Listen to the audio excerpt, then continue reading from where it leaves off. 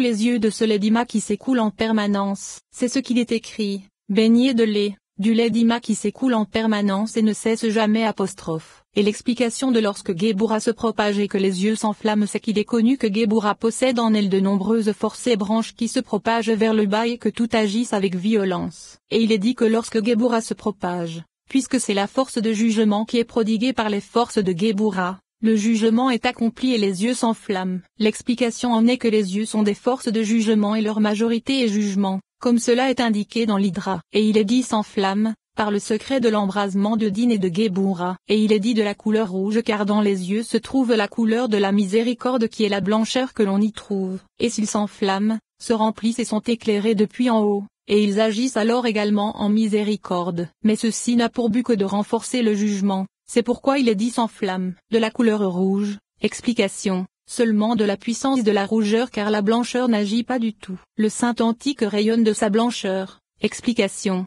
Ce jugement n'arrive que parce que Bina ne s'ouvre que vers la source de Géboura, comme nous en détaillerons l'explication dans les chapitres à venir de cette section. Et tout comme il est dit de la couleur rouge, qui est le rouge sans action du blanc puisque Bina n'a pas de chauffat de blancheur, il est dit que c'est pour adoucir cette force de jugement que le Saint Antique, qui est Kéter, doit rayonner comme cela est expliqué en détail dans le Sefer Oriakar, de sa blancheur. Explication, c'est comme il est dit, et l'ancien des jours prit place. Son vêtement avait la blancheur de la neige, car la blancheur se réfère à lui, par le secret de Rachamim. Et de plus, c'est précisément dans la puissance de l'aspect de sa blancheur que se trouve l'essence de son aspect dans lequel se trouve la force d'adoucir le jugement. Et c'est pourquoi il est dit, de sa blancheur, explication, son aspect, et non l'aspect de l'inférieur. Et c'est grâce à lui que s'ouvrent toutes les sources qui se trouvent dans Rachamim. Car il n'y a là aucun jugement comme nous l'avons expliqué plus haut dans le 3e chapitre, et de sa blancheur c'est l'aspect de Bina qui se trouve dans Kéter, comme cela est expliqué dans la première section du Sefer Oriakar, et c'est pourquoi c'est en elle que se trouve la force d'adoucir le jugement. Et Atizima, explication, elle éclaire Ima qui est Bina par son aspect appelé mère, car c'est en elle que se trouvent les sources de toutes les racines, que ce soit la racine de Ezed, la racine de Rachamim ou la racine de Din. Et de plus, le lait se rapporte à l'appellation mère, car c'est la mère qui produit le lait, et le verset dit baigné de lait, comme cela est conclu. Et c'est pourquoi il est dit et Atizima, et alors elle se remplit de lait, lorsque le chauffat est prodigué depuis en haut, ceci se fait par un fin secret. Et c'est pourquoi il est dit et Atizima, l'expression Atiz est comparable à l'illumination et la finesse. Mais après qu'il lui ait été prodigué, il est dit, elle se remplit de lait qui est la blancheur, mais elle se révèle plus et s'épaissit de lumière pour allaiter, nourrit tout. Explication, par toutes les sources, la source de Ezed et la source de Rachamim, et elle n'est pas comme avant car elle n'était ouverte que vers Din. Comme cela est expliqué par les yeux sans flamme de la couleur rouge seulement, sans blancheur, et maintenant, par le secret de Rachamim elle nourrit tout, c'est le secret de l'axe de Ezed et de l'axe de Rachamim, et réchauffe tous les yeux de ce lait. L'explication en est que maintenant elle se transforme. Et la nourriture et le chauffat proviennent de la gouvernance, car jusqu'à maintenant lorsque Bina prodiguait elle prodiguait la miséricorde sur l'axe de Rachamim, et de la même façon le jugement sur l'axe de Din et la bonté sur l'axe de Ezed, mais maintenant que la force de Rachamim s'est mieux éveillée, il est nécessaire qu'elle nourrisse tout, même Géboura qui est l'axe de Din via l'axe de Rachamim et l'axe de Ezed par le secret du lait. Et c'est ce qu'il est dit, et réchauffe tous les yeux. Explication, tous les aspects des yeux, que ce soit la blancheur ou la rougeur, se lavent et se nourrissent de ce lait d'Ima. Explication, c'est le secret de Rachamim et des autres aspects que sont l'axe de Rachamim et l'axe de Ezed, car ils ne nourrissent ni en bien ni en mal. Et il est dit d'eux, elle nourrit tout. Et des yeux, par le secret du jugement qui se propage en eux,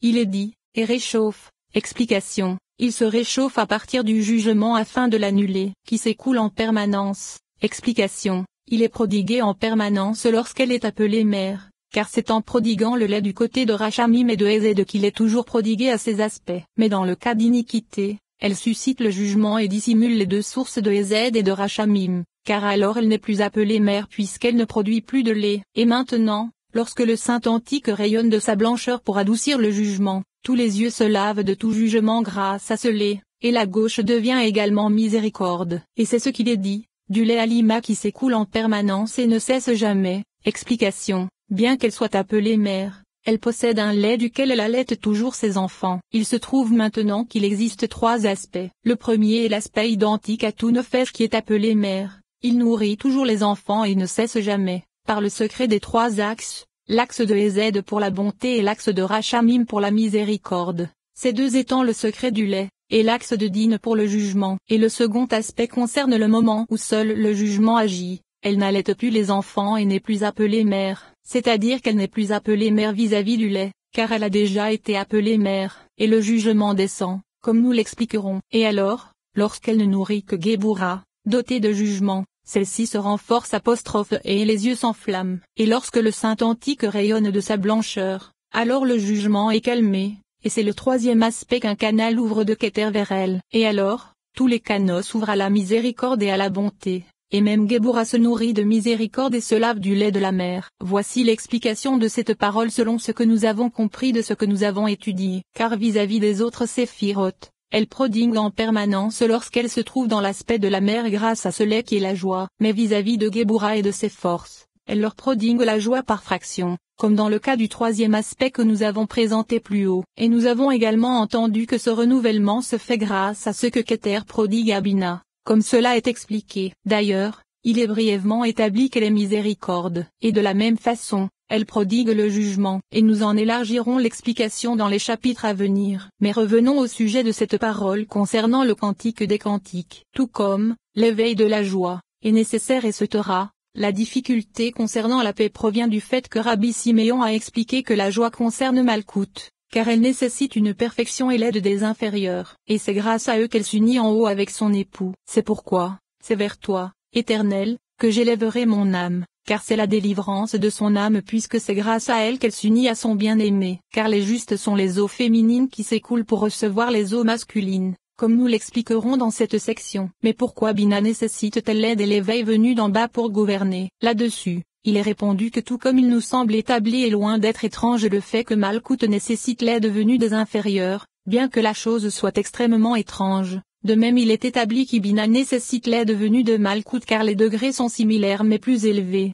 car tout comme notre valeur n'égale pas celle de la Shekinah il en est de même de la valeur de la Shekinah vis-à-vis de Bina. Et c'est pourquoi il n'est pas étrange aux yeux de quiconque est intelligent que Bina nécessite une stimulation. Et la signification en est que lorsque Malkout ne prodigue pas en bas, on ne lui donne pas depuis en haut, tout comme dans le cas du lait de la femme puisque tant qu'elle nourrit son enfant elle a du lait pour le nourrir, et lorsque l'enfant grandit le lait vient à manquer dans ses seins. Il en est de même dans le cas de Bina, lorsqu'elle ne prodigue plus aux autres séphirotes, on ne lui prodigue plus de bien comme lorsqu'elle prodiguait, et c'est la signification du fait qu'il soit dit qu'il est d'une grande nécessité que la Shekinah se trouve parmi les inférieurs, et c'est également ce qu'il est enseigné en de nombreux endroits du Zohar. Notre bénédiction ne réside qu'à l'emplacement du mâle et de la femelle, et le sens en est que tout mâle prodigue et que toute femelle reçoit, et puisqu'il y en a une qui reçoit, il est approprié que les bénédictions viennent à celle qui prodigue. Mais lorsqu'il n'y en a pas qui reçoivent, c'est-à-dire lorsque l'on a le mâle sans la femelle, il n'est pas approprié qu'on lui donne pour prodiguer. Et ceci nous est suffisant,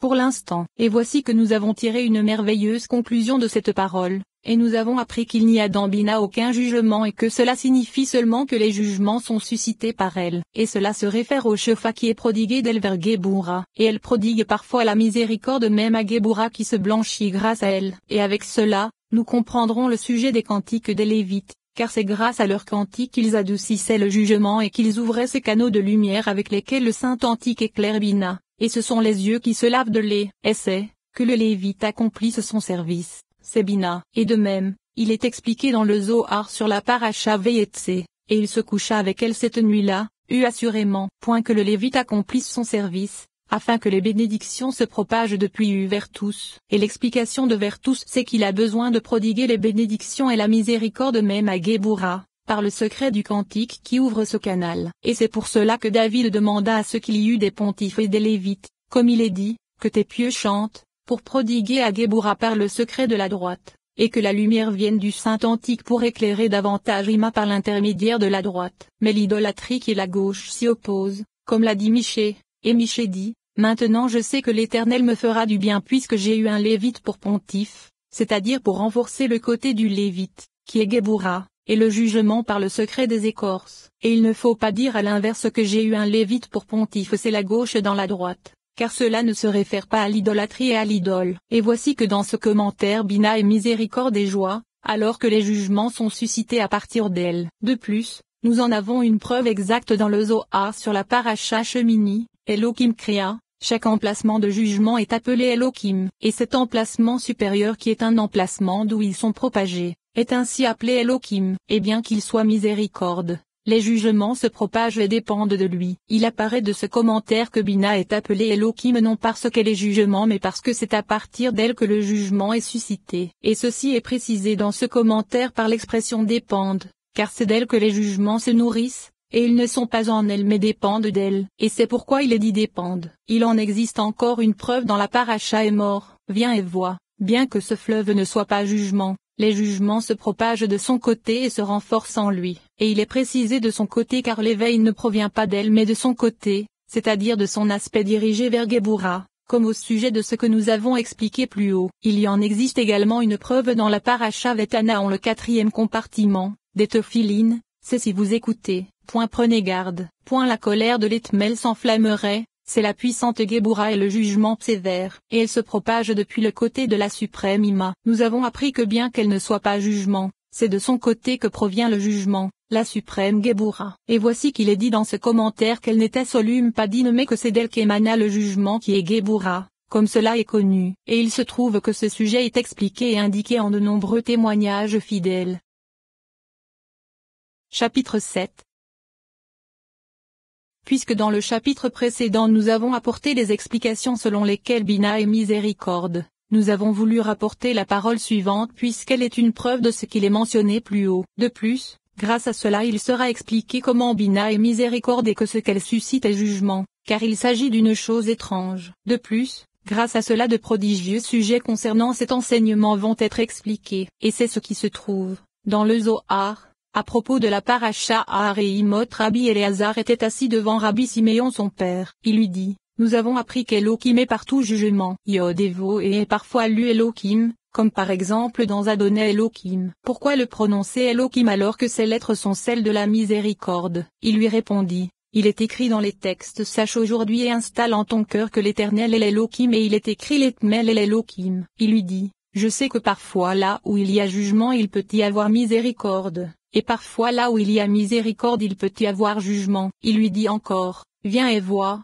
Yahvé est partout miséricorde. Mais lorsque le coupable renverse la miséricorde en jugement, alors il s'écrie Yahvé mais se lit Elohim. Mais viens et vois le secret de la chose. Il y a 3 degrés, et chaque degré est indépendant bien que le tout ne fasse qu'un. Ils sont attachés ensemble et ne se séparent pas les uns des autres. Viens et vois, toutes les plantes et toutes les lampes brillent et s'échauffent. Et elles sont arrosées et bénies par ce fleuve qui s'écoule et dans lequel tout est contenu. Et la somme de tout se trouve en lui. Et ce fleuve est appelé mer pour le jardin, et il se trouve au-dessus du jardin, car l'Éden s'associe à lui et ne s'en sépare pas. C'est pourquoi toutes les sources jaillissent, s'écoulent, sont arrosées vers toutes les rives, et s'y ouvrent les portes. Et c'est pourquoi la miséricorde provient de lui et s'ouvre en lui. C'est pourquoi il est appelé mer, femelle et Géboura, et le jugement provient de lui. Il est fait référence à la miséricorde uniquement. Mais c'est le côté des jugements qui est suscité, c'est pourquoi il s'écrit avec la miséricorde. Ces voyelles sont celles du jugement mais ces lettres sont celles de la miséricorde, et cela se réfère au côté du jugement de la façon suivante. Yevo, c'est le premier degré. Second degré,